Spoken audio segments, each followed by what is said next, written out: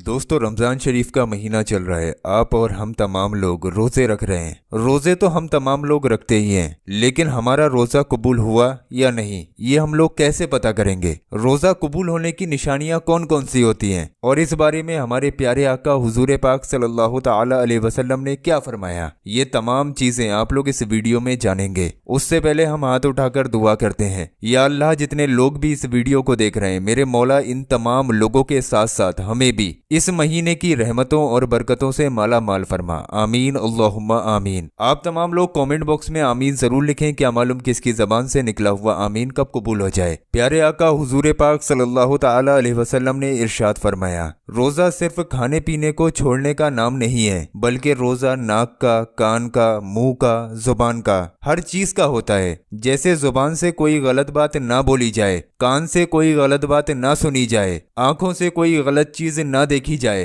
अगर कोई शख्स रोजा रखकर भी गलत काम करता है तो नबी करीम हुजूर पाक सल्लल्लाहु ताला अलैहि वसल्लम ने फरमाया, उसका रोजा रोजा नहीं है बल्कि फाका है। तो ऐसे रोजे को अल्लाह तबारक व तआला कबूल नहीं फरमाता है। प्यारे दोस्तों, जब कोई इंसान रोजा रखता है तो वो बहुत सारी एहतियात करता है, जैसे कि कहीं उससे कोई ऐसी गलती ना हो जाए जिससे उसका रोजा मकरूह हो जाए। हमें सबसे ज्यादा रोजे के मकरूह होने से डर लगता है। इंसान ने रोजा रखा, खाना पीना तो छोड़ दिया, पान गुटखा बीड़ी वगैरह जो वो खाता था उसने उसको भी छोड़ दिया। सारी चीजें छोड़ने के बाद भी बंदे के जहन में एक ही बात चलती है कि कहीं मुझसे कोई गलती ना हो जाए जिसकी वजह से मेरा रोजा मकरूह ना हो जाए। क्योंकि इसका जो सबाब है, कयामत के दिन जब लोग आएंगे अपने आमाल लेकर, कोई अपनी नमाज लेकर आएगा, कोई अपना रोजा लेकर आएगा, कोई अपना हज लेकर आएगा, कोई अपना सदका लेकर आएगा, तो मैदान महशर में जब फरिश्ते सभी लोगों को उनका इनाम देना शुरू करेंगे, नमाजी को उसका इनाम मिल जाएगा, सदका देने वाले को भी उसका इनाम मिल जाएगा, हज करने वाले को भी उसका इनाम मिल जाएगा।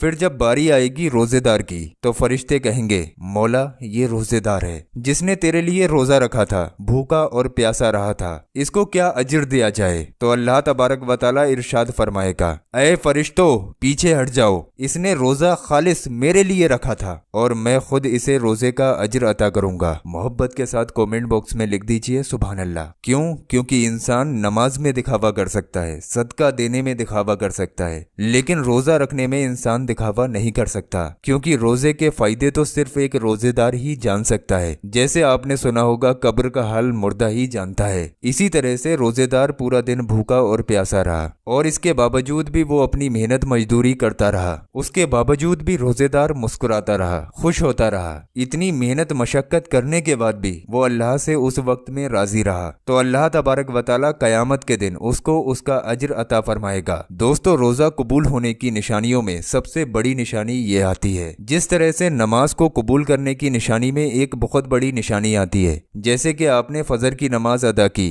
अब आप ये कैसे पता करेंगे कि आपकी फजर की नमाज कबूल हुई या नहीं? तो दोस्तों, आपने फजर की नमाज अदा कर ली, उसके बाद आप जोहर की नमाज अदा करने के लिए भी दिल से गए, यानी कि आपको जोहर की नमाज की भी तौफीक मिल गई, तो ये इस बात की निशानी है कि आपकी फजर की नमाज अल्लाह तबारक व तआला ने कबूल फरमा ली। क्यों? क्योंकि आपके दरवाजे से रोजाना हजारों लोग निकलते होंगे, आप हर किसी को अपने घर के अंदर बुलाकर तो नहीं लाते हो ना। इसी तरह से जिन लोगों से अल्लाह तबारक व तआला सच्ची मोहब्बत करता है, उसी को अपने सामने इबादत के लिए खड़ा करता है। अब कभी कभी ऐसा भी होता है कि आपके घर से कोई शख्स निकल कर जा रहा है, आपने उसे अपने घर में बुला लिया, उसकी मेहमान नवाजी की, आपको उसका आना आपके घर में पसंद आया, तो जाहिर सी बात है आप उसको अपने घर में दोबारा से दावत दोगे, दोबारा से इनवाइट करोगे। अगर आपको उसका रवैया अच्छा लगा, उसका अखलाक अच्छा लगा, तो आप उसको अपने घर पर दोबारा जरूर बुलाओगे। इसी तरह से जब अल्लाह तबारक व तआला किसी की नमाज को कबूल फरमा लेता है तो फिर उसे अगली नमाज की तौफीक अता फरमा देता है। वो अगली नमाज भी पढ़ लेता है जब अल्लाह तबारक व तआला उसको पढ़ने की तौफीक देता है। तो इस निशानी से हम लोग ये पता कर सकते हैं कि हमारी पिछली नमाज कबूल हुई या नहीं। और अगर हमें नमाज पढ़ने का वक्त नहीं मिल रहा है और हम ये सोच रहे हैं कि हमें वक्त नहीं मिल रहा है इसलिए हमने नमाज नहीं पढ़ी, तो ऐसा नहीं सोचना चाहिए, बल्कि आप ऐसा सोचा करें कि हमने कौन से इतने बड़े गुनाह किए हैं जिसकी वजह से अल्लाह तबारक व तआला हमें अपने सामने खड़ा करना भी पसंद नहीं फरमाता है। इसी तरह से अगर हमने एक रोजा रखा, इसके बाद फिर हमने अगला रोजा भी रख लिया,